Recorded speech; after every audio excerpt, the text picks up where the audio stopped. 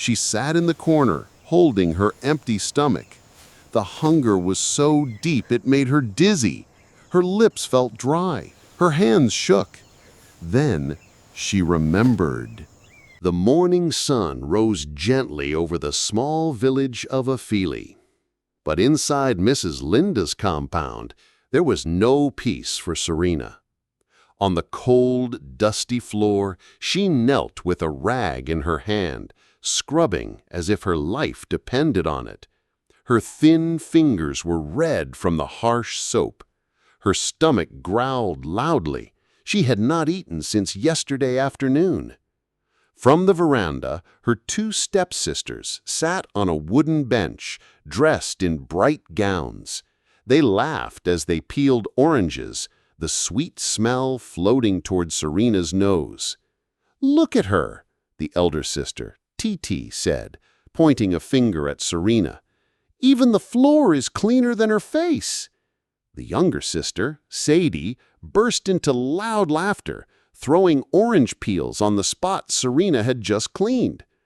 Sirina looked up for a moment, her eyes full of tears, but she said nothing. She bent her head and kept scrubbing. She had learned long ago that talking back to them only brought her more trouble. Then came Mrs. Linda, Sirina's stepmother.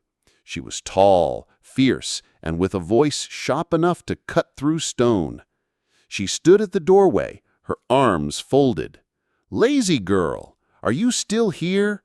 Have you finished washing the clothes? Have you cooked? Have you fetched the firewood?"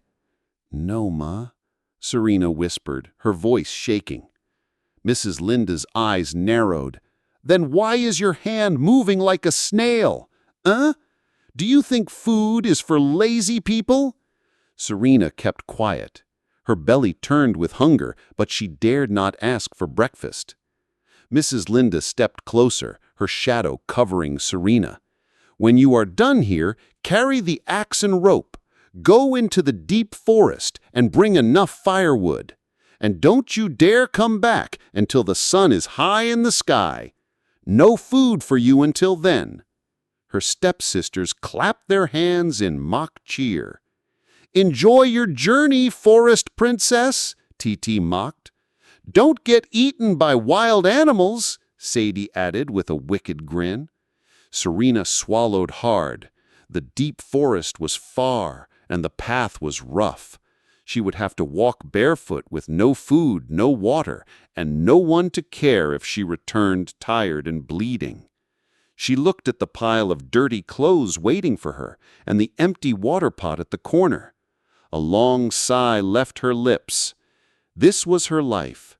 Endless work, endless hunger, endless pain.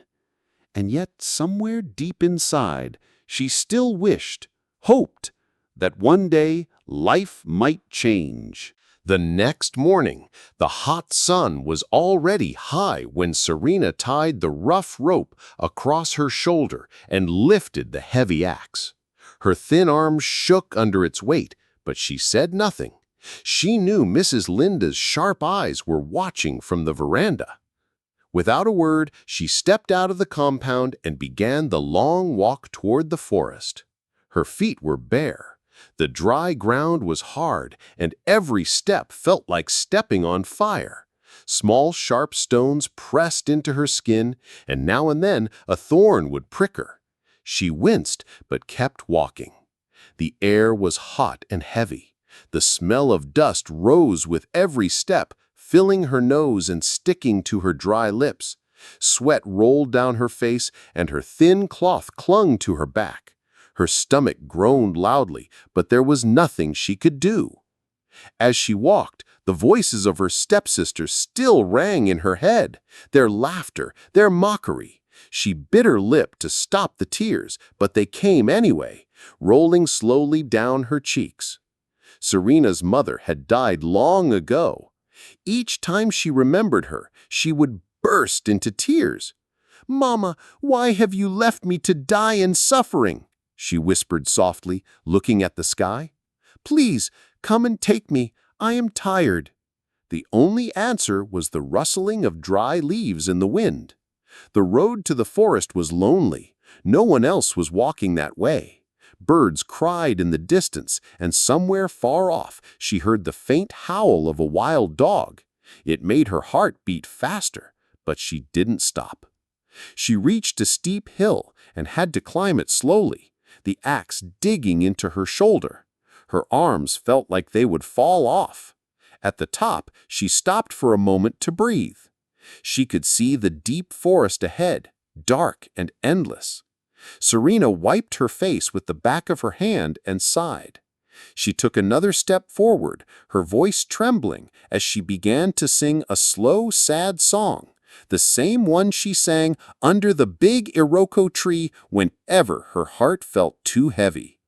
The forest swallowed her voice, but somewhere deep inside, something or someone was listening. The iroko tree stood tall and wide in the heart of the forest. Its roots were like the backs of sleeping snakes twisting across the ground. Its leaves whispered softly as the wind passed through them. Birds sat high in its branches, their feathers bright in the sunlight. But they were quiet, as if they too were listening for something. Sirina dropped the heavy axe beside the tree and let the rope fall from her shoulder. Her back ached, and her legs trembled from the long walk. She lowered herself to the ground, leaning against the thick trunk. There, under the big iroko tree, she always felt a little safer, a little less alone. She closed her eyes and breathed in the smell of damp forest and fallen leaves. Then, slowly, she began to sing. Her voice was soft at first, trembling like a weak flame. But as she sang, the sound grew stronger, carrying her pain out into the still air. "Mama, I am tired. Mama, can you hear me? They beat me, they starve me. Mama, come take me. My tears fall like rain, my heart feels like stone. Mama, I have no one, I am all alone." Her words floated into the forest, gentle but heavy, each note wrapped in sorrow. A small bird fluttered down from a branch and landed near her feet, tilting its head as if it understood. Sirina's eyes filled with tears, but she kept singing. She sang about the long nights she slept hungry. She sang about the mornings she woke to insults and slaps. She sang about the endless walks into the forest with bare feet and an empty stomach. Her voice cracked, but she did not stop. The song was her only friend, the only way she could speak her heart without fear. Far away, hidden behind a thick wall of bushes, someone was listening. An old woman, her hair white as cotton and her skin dark like the rich forest soil, stood still, leaning on a wooden staff.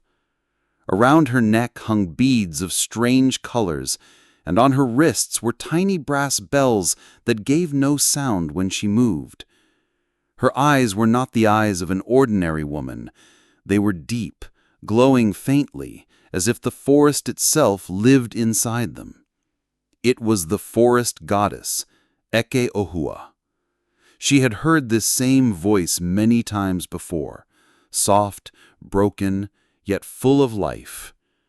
Every day the songs pulled her from her deep rest, and she would stand in the shadows, listening. That day, as Sirina's voice rose and fell like a sad river, the goddess's eyes narrowed with quiet interest. She could feel the truth in every word, the deep wound in the girl's heart. Sirina, unaware of the eyes watching her, finished her song with a long sigh. She pressed her forehead against the tree trunk and whispered, "Mama, I wish you were here." A single leaf fell from the top of the iroko tree and landed gently on her lap. She picked it up, staring at it, wondering why it felt warm in her hand. A few hours later. By the time Sirina reached the edge of the village, the sun was already sinking toward the hills. The rope on her shoulder was cutting into her skin, and the bundle of firewood she carried felt heavier than a bag of stones. Her bare feet were dusty, and tiny cuts marked her toes from the thorns on the forest path. Her lips were dry, and her throat burned for a sip of water. She stepped into Mrs. Linda's compound, hoping to drop the wood quietly and sneak to the back to drink from the clay water pot. But before she could take 3 steps, Mrs. Linda's voice cut through the air like a whip. "Ah, look who decided to come back, the lazy girl." Sirina froze. Mrs. Linda was sitting outside with her daughters. They were busy shelling groundnuts, their mouths moving as they gossiped. Titi and Sade sat beside her, grinning like cats waiting for the mouse to slip. "Come here," Mrs. Linda shouted. Sirina dragged her tired feet forward, the bundle of firewood still on her shoulder. "Where have you been since morning?" Mrs. Linda asked loudly so that everyone could hear. "Do you think I sent you to the forest to sleep under a tree? Look at the time. My cooking fire has been cold all day because of you." Titi muttered under her breath. Maybe she was eating with the spirits. Sadi laughed loudly. Sirina shook her head quickly. "No, Mama, I was only—" "Silence!" Mrs. Linda barked. She stood up, her hands on her hips. "Every day you give me one excuse or another. Lazy girl, ungrateful child. I took you in when you had no one, and this is how you repay me? You can't even fetch common firewood on time?" Sirina felt her face grow hot as the neighbor's eyes burned into her. Her chest ached with shame. She bent her knees slightly, setting the firewood on the ground, and whispered, "Please, Mama, can I have some water? I have not—" The sound came so fast she didn't see it coming. Pa! Mrs. Linda's palm struck her across the face. The slap made Sirina stumble. "You dare ask for water before you finish your work?" Mrs. Linda shouted. "Water is for people who are useful, not for lazy mouths like you." Sirina's cheek burned and tears filled her eyes, but she refused to cry in front of them. She lowered her head, her voice shaking. "Yes, Mama." The neighbors shook their heads but said nothing. In the village, it was not their place to question how a woman handled her household. "Now go," Mrs. Linda ordered, pointing to the backyard. "Wash the clothes, sweep the backyard, and fetch water from the stream. If you waste any more time, you will sleep outside." Titi and Sade giggled, clapping their hands in mock cheer as Sirina picked up the firewood and carried it to the back. Behind the house, where no one could see her, Sirina sank to her knees. She pressed her hands to her burning cheek and let the tears fall silently. Her body ached, her heart ached even more. Above, the evening sky turned red, and somewhere far away, deep in the forest goddess was still thinking about Sirina, the girl with the sorrowful songs.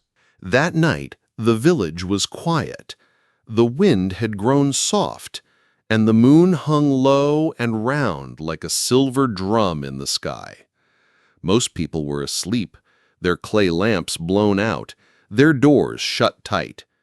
But at the very edge of Mrs. Linda's compound, something moved. From the shadows of the tall palm trees, a figure stepped out, an old woman with skin the color of river mud and hair as white as cotton. She leaned on a crooked stick, her bare feet silent on the dusty ground. It was the forest goddess. She had come all the way from the deep forest, where spirits danced and strange birds sang in the night. Her eyes were not like normal eyes. They glowed faintly like fireflies in the dark. She stood there for a long time, her gaze fixed on the small hut where Sirina slept. Inside, Sirina was curled up on the thin mat that served as her bed. She had no blanket, only an old wrapper that barely covered her legs. Her cheek was still swollen from Mrs. Linda's slap. Her hands and feet were rough from the day's work. Even in her sleep, her face looked tired, her lips whispering soft, broken words, calling for her mother.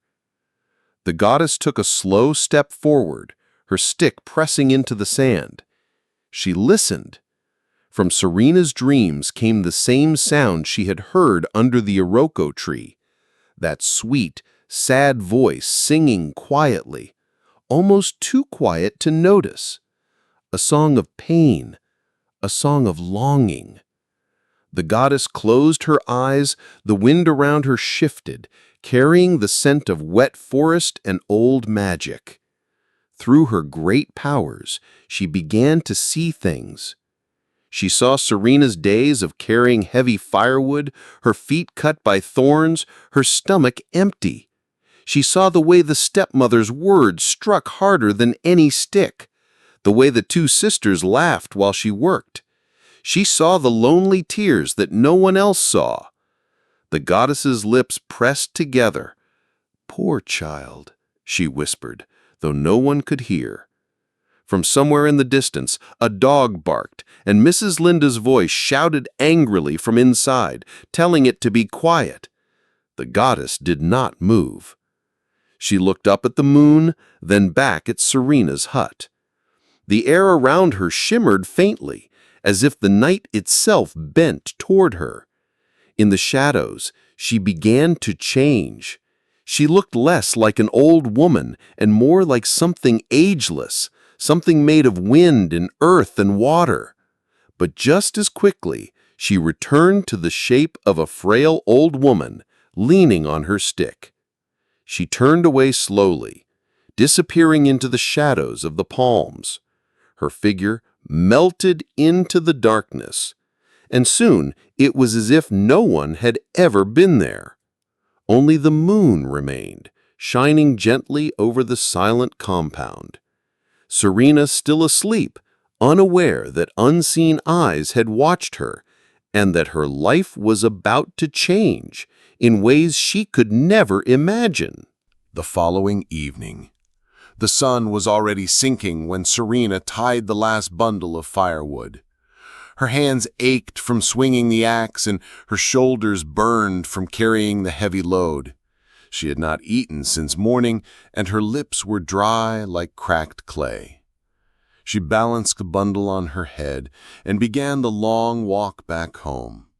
The bush path was quiet, except for the chirping of crickets and the rustle of leaves when the wind passed. The orange light of sunset painted the trees, making them look taller, almost like they were leaning toward her. As she walked, Sirina sang softly to herself. Her voice was weak, but even in its weakness there was sweetness. It was the only thing that kept her from feeling completely alone.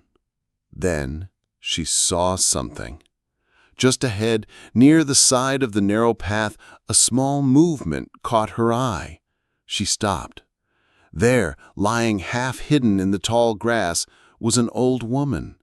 Her clothes were torn, and her skin looked pale and dry. She was shivering badly, her chest rising and falling in short, painful breaths. Sirina dropped the firewood and rushed to her side. "Mama, are you all right?" she asked, kneeling down. The woman's lips trembled. "Water," she whispered. Sirina quickly untied a small bottle of water she carried at her side. It was almost empty, but she tilted it carefully, letting the cool drops touch the woman's lips. The old woman drank slowly, as if every sip was a treasure. Then she pulled off her headscarf and gently wiped the woman's face. "Mama, don't worry, I will help you," she said softly. But something in Sirina's heart told her that water was not enough. She sat beside the woman, held her wrinkled hands, and began to sing. It was a song her late mother used to sing when Sirina was sick as a child. A song as soft as a breeze, as warm as sunlight. The words were simple, but the voice was full of love. The forest seemed to listen. The leaves above them rustled without wind. As Sirina sang, the woman's breathing slowed. The shivering stopped. Slowly, she opened her eyes that shone strangely, as if there was a light deep inside them. The woman sat up straight, stronger than before. Her voice, though soft, now carried a strange power. "My child, your heart is pure," she said. Sirina tilted her head, confused. "Thank you, Mama." But the old woman only smiled. She lifted one hand as if to bless Sirina, her fingers tracing something in the air. Then she simply whispered, "My child, may your kindness return to you one day." Before Sirina could ask anything more, the woman stood, leaning on her stick. She gave one last look, almost like she was memorizing Sirina's face, and walked away down the path, disappearing into the shadows between the trees. Sirina sat there for a long moment, holding her empty bottle of water, wondering who that strange old woman was and why her heart felt warm. The next morning, the sun was still pale when Sirina quietly sneaked out of the house. She moved like a shadow, careful not to wake Mrs. Linda or her daughters. Her heart was beating fast. She had not been able to sleep the night before. All she could think about was the strange old woman she had found on the bush path. Who was she?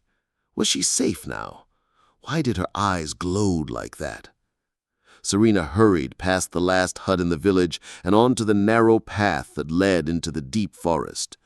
The grass was still wet with dew, brushing against her bare legs. Birds sang high above, but their cheerful songs only made Sirina more anxious to get to the spot where she had left the woman. At last she reached it. Her eyes searched the ground, her breath quick. But she found no one. The tall grass moved gently in the morning breeze, but there was no old woman, no footprints. It was as if she had never been there. Sirina's face fell. She took a slow step forward, her eyes still scanning the ground, and then she saw it. Right by the place where the woman had been lying was a small white calabash. It looked so clean and bright that it almost glowed in the sunlight. Sirina bent down and picked it up. It felt smooth and warm in her hands, almost like it had been waiting for her. On top of the calabash was a small folded note. Her fingers trembled as she opened it. In neat, careful handwriting, the words read, "May the gods bless you, my child, for taking good care of me yesterday. Use this calabash and make any wish, and it will be granted to you." Sirina's eyes widened. She read the note again.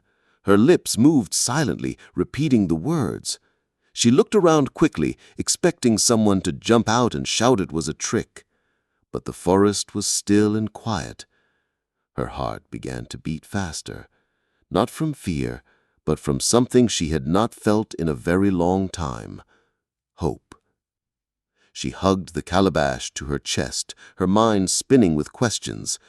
Was this magic? Who exactly was that old woman? Why give such a gift to her, a girl no one cared about? A voice from far away broke her thoughts. It was Mrs. Linda's angry shout, echoing from the direction of the village. Sirina quickly hid the calabash under her wrapper. No one could know. Not her stepmother, not her stepsisters. She turned and hurried back toward the village, holding the calabash close, her eyes darting around as if the trees themselves might be watching her. What she didn't know was that deep in the forest, hidden in the mist under the great Iroko tree, the strange old woman, no longer weak and bent, but tall and shining, was watching her go with a smile. That evening, The sun had already set when Sirina returned home with her bundle of firewood on her head. Her feet ached, her arms felt like they were on fire, and her stomach, her stomach growled so loudly it almost hurt. She dropped the firewood by the kitchen door, hoping Mrs. Linda would at least let her eat a little food. But before she could even step inside, Mrs. Linda's sharp voice cut through the air. "You are late again, lazy girl," she shouted, standing with her hands on her hips. Her two daughters, Titi and Sade, giggled from the bench where they sat peeling bananas. "I had to walk far to find enough wood," Sirina said softly. Then came the hot slap. Mrs. Linda's palm struck Sirina's cheek so hard her head began turning. "You're a big liar. You spend your time daydreaming in that forest. Now go to bed. No food for lazy mouths." Sirina swallowed hard. She wanted to cry, but she held it back. Crying would only make them laugh harder. She walked to her small, dark room at the back of the house. The floor was cold. The window was cracked. There was no mat, only an old cloth she used as a bed. She sat in the corner, holding her empty stomach. The hunger was so deep it made her dizzy. Her lips felt dry. Her hands shook. Then she remembered. The calabash. Her heart began to beat faster. She quickly reached under her bed and pulled out the white calabash. It felt warm in her hands, as if it knew she was about to speak to it. She placed it gently in front of her. For a moment, she hesitated. Could this really work? Was she foolish to believe it? But hunger was stronger than doubt. She took a deep breath, closed her eyes, and whispered, I wish for a bowl of roasted yam and fish, please." At first, nothing happened. Sirina opened one eye and looked at the calabash. Still, silent. Her heart sank. Maybe it was all just a cruel joke. But then, whoosh! A soft golden light spilled out from the mouth of the calabash. It swirled in the air like smoke, glowing brighter and brighter. Sirina's eyes widened. She held her breath. And then, right before her, a large wooden bowl appeared, steaming hot, the smell of roasted yam and freshly grilled fish filling the small room. Sirina covered her mouth in shock. She reached out slowly, almost afraid it would vanish if she touched it. But it was real, warm, solid. Her stomach growled again, louder this time. She grabbed a piece of yam and bit into it. The taste was so rich, so soft, she felt tears prick her eyes. She ate and ate, the smoky flavor of the fish mixing with the sweetness of the yam. For the first time in years, she was full, truly full. And in that quiet moment, in her dark little room, Sirina smiled, a real smile, one she hadn't worn since her parents died. But outside her thin window, someone's shadow moved in the darkness, watching. The following day, the sun shone through the small crack in Sirina's window, waking her. Her stomach was not empty like other days. Her body felt light and her heart a little warmer than usual. The white calabash still sat quietly under her bed, as if it had been sleeping too. Sirina knelt beside it, her fingers brushing its smooth surface. Yesterday, it had given her food. Could it give her other things? She thought for a while. She had worn the same torn wrapper for 3 years now. Her hair was rough, her slippers broken. The other girls in the village always laughed at her, calling her dirty girl. Slowly, she whispered, I wish for a new dress, one that is bright and beautiful." The calabash was still for a moment. Then, whoosh! That soft golden light swirled again, dancing around the room. Before her eyes, a folded piece of cloth appeared. She reached for it with shaking hands and gasped. It was not just a dress. It was a long, flowing gown, red like ripe hibiscus flowers, with golden beads stitched along the edges. It shimmered when the sunlight touched it. Sirina's breath caught in her throat. She wore it on. It hugged her small frame perfectly, making her feel like she was someone important, someone loved. But she was not done. Her hair was still tangled and rough. Her voice trembled as she said, I wish for beautiful hair, braided and neat, with beads like the daughters of rich men. In an instant, her head felt warm. She ran to the small mirror shard in the corner. Her hair was now woven into fine, neat braids, each strand glistening with cowrie shells and tiny gold beads. She could hardly believe it. She touched her hair again and again, smiling through tears. Over the next few days, Sirina wished for more. Soft leather slippers, fine pearl necklaces, earrings that sparkled, and wrappers so smooth they felt like river water. Whenever she walked through the village, people stopped to stare. "She is more beautiful than the chief's daughter," one woman whispered. "Where did she get such clothes?" another asked. Her stepsisters burned with jealousy. "Look at her," Ada hissed. "Just last week she was in rags." "It's not fair," Naneka said, her eyes narrowing. "We must find out her secret." Mrs. Linda also began to notice. Her sharp eyes followed Sirina everywhere. "She hiding something," she muttered. But Sirina kept her calabash hidden under her bed, locking her room whenever she could. She was happy for the first time in her life. But deep down, a small voice inside her whispered, "Be careful. Happiness like this never lasts for long." And that voice was right. Later that evening, as the sky turned orange, Mrs. Linda stood at the doorway, her hands on her hips, watching Sirina return from the river. Her eyes narrowed.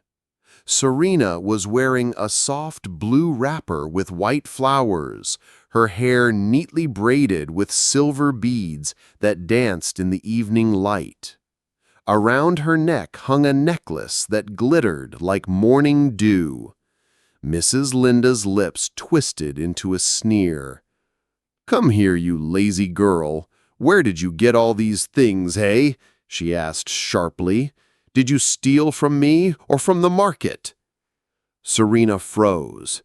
She had expected whispers from her stepsisters, but not such a direct attack from Mrs. Linda herself. I did not steal," she said quietly, keeping her eyes on the ground. "Liar!" Mrs. Linda snapped. Titi and Sadie, her two daughters, came rushing to stand behind their mother, smirking.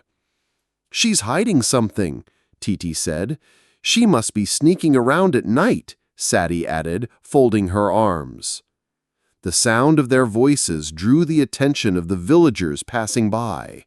Soon, curious faces peered through the fence.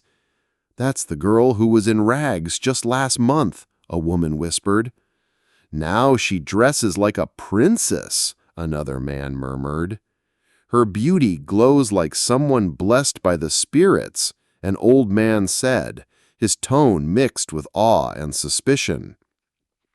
Sirina's cheeks burned with shame. She wished the ground would open and swallow her. But she said nothing, clutching her water pot and walking into her small room, closing the door behind her. That night, Mrs. Linda could not sleep. She sat in the dim light of her oil lamp, her mind turning. Something is not right. This girl was meant to suffer, yet she shines like the morning sun. I must find out why. Titi and Sadie listened eagerly. "Let's search her room when she's gone tomorrow," Titi suggested. "Yes," Sadie agreed, her eyes glittering with jealousy. "We'll find her secret and keep it for ourselves." The next morning, Sirina left early to fetch water. Quietly, the two sisters crept into her room. They turned over her mat, searched inside her clay pot, and even checked the holes in the mud wall. Nothing. Titi frowned. It must be here somewhere. Sadie looked under the bed, but saw only dust. They searched again and again, but the calabash remained safe in its hiding place, cleverly wrapped and tucked deep inside a hollow in the wooden frame of her bed. When Sirina returned, she noticed the small changes, the way her mat was folded differently, the smell of their perfume in her room. Her heart began to race. She said nothing, but she knew. Her stepmother and stepsisters were watching her like hawks, and one day they would strike. The night was quiet, too quiet. The moon hid behind thick clouds, leaving the village in heavy darkness. A cold wind whispered through the trees, and the only sound was the slow drip of water from the roof after an earlier rain. In the small room next to the kitchen, Sirina lay curled up on her mat, breathing softly. She had worked all day and was too tired to dream. The little white calabash lay hidden in its secret hollow under her bed frame, wrapped in a piece of old cloth. In the main house, Mrs. Linda sat with Titi and Sade, a single oil lamp burning between them. "Tonight," Mrs. Linda whispered, "we will see what she is hiding. And when we find it, it will be ours." Titi grinned. "We will be the ones wearing gold and eating sweet meat." Sade's eyes shone greedily. "And she will go back to rags where she belongs." They waited until they were sure Sirina was deep asleep. Then, like shadows, they moved. Mrs. Linda walked first, her bare feet making no sound on the dusty ground. Titi and Sade followed close behind, holding their breath. The old wooden door to Sirina's room creaked slightly as they pushed it open. The air inside was cool and still. Sirina's back was turned toward them.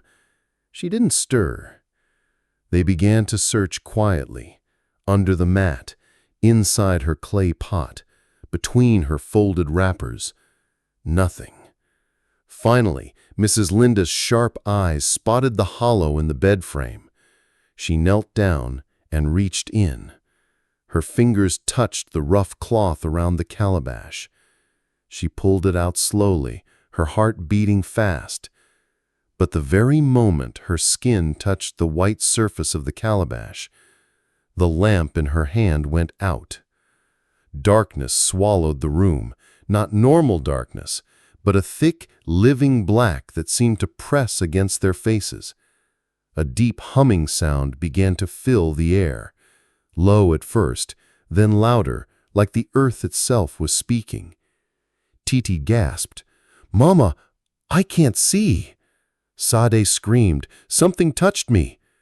Then, out of nowhere, an unseen force slammed into them, hard. Mrs. Linda fell backward. The calabash flew out of her hands. Titi and Sade were thrown against the wall, their breath knocked out. The humming turned into a voice, not loud, but heavy, like a drumbeat inside their heads. "Do not touch her. Do not take what is not yours." The floor beneath them shook. The moon peeked out from behind the clouds, casting pale light into the room. The calabash lay safely back in its hollow, wrapped exactly as before. Mrs. Linda scrambled to her feet, her hands trembling. Titi clutched her mother's arm. "Mama, let's go," she whispered, her teeth chattering. They ran away without looking back. It was still very early. The fowl had not crowed. The sky was black, and the village was quiet. Inside Mrs. Linda's big room, a small oil lamp was burning. The light shook and made long shadows on the walls. Mrs. Linda sat on the mat. Titi and Sade sat beside her. They all looked angry. No one talked. The only sound was the oil lamp making small crack-crack sounds. At last, Mrs. Linda spoke, Her voice was low and cold. "That girl Sirina has something. I can feel it. It is strong magic." Titi shivered. "Mama, yesterday it felt like something pushed me away." Mrs. Linda nodded. "Yes, if she keeps it, she will grow big and strong, and we will stay poor." Sade's hands made tight fists. "So what do we do?" Mrs. Linda's eyes turned dark. "If we cannot take it from her, we will destroy her." The daughters looked at each other. "How?" Titi asked. Mrs. Linda smiled a little. "A bird cannot fly if you break its wings. We will make her weak. We will make her lose everything. Then her magic will be useless." Sade shivered. "We can tell people she is a witch." Titi said, "Or we can send her far into the forest and animals will eat her." Mrs. Linda nodded slowly.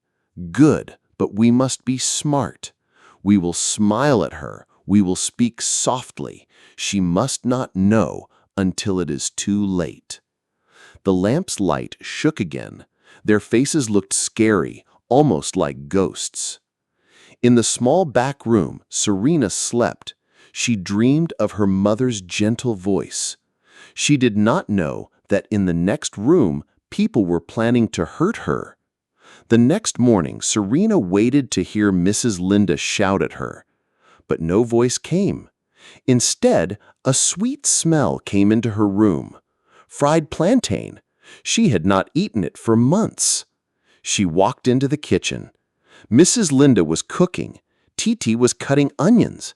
Sade was fanning the fire. They all smiled at her. "Good morning, my dear," Mrs. Linda said sweetly. Sirina blinked. "Me?" "Yes, you," Titi said. "We were not nice before. Today, we want you to rest." Sirina felt confused, but her stomach was making noises. Mrs. Linda showed her a big plate of food: beans, roasted fish, and fried plantain. "Your favorite," Mrs. Linda said. "Eat before it gets cold." Sirina sat on the mat. Titi and Sade watched her closely. Too closely. She picked up the food. It tasted good. Too good. She smiled a little, but inside her heart whispered, "Something is wrong." That evening, Sirina came back from the forest. Her basket of wood was heavy. Her feet hurt. She sang a soft song about her mother. When she entered the compound, Mrs. Linda and the girls were sitting. In front of them was a big plate of food with a white cloth over it. "Ah, Sirina, my daughter, you are here," Mrs. Linda said. "We saved this food for you." Sirina's stomach was very empty. She sat down. Mrs. Linda opened the cloth. The smell was rich and warm. Beans, fish, and plantain. She started eating fast. She didn't see the little smiles on their faces. But then the plan went wrong. Titi's eyes went wide. "Wait," she said, touching her stomach. She had secretly eaten a small portion of the food earlier when Sirina was still outside, without knowing what was inside. Mrs. Linda's smile disappeared. "Titi, what did you do?" But it was too late. Titi started coughing. Her small hands grabbed her throat. Her eyes went wide. Her voice came out weak and broken. "Mama, it hurts." Sade froze for a moment, then screamed, "What's wrong with her?" Her voice cracked with fear. Titi's knees gave way. She fell hard to the ground. Her mouth opened like she wanted to speak, but only a tiny gasp came out. Mrs. Linda's face turned pale. She dropped her spoon and rushed to her daughter. "No, no, stay awake, my child," she cried. Her hands shook as she held Titi's face.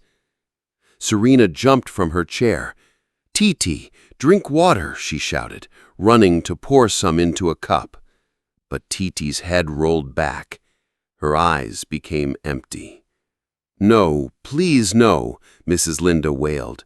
She pulled Titi into her lap, rocking her like a baby. Tears poured down her cheeks. Her lips trembled as she whispered, "Come back to me.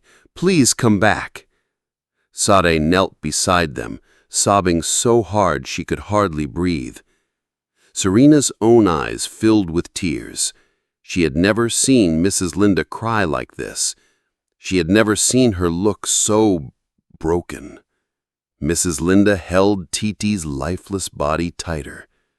The food that was meant for Sirina had taken her own daughter instead. She could not hide the truth from herself. This was her fault. Sirina stepped back, her heart heavy. She could not watch anymore.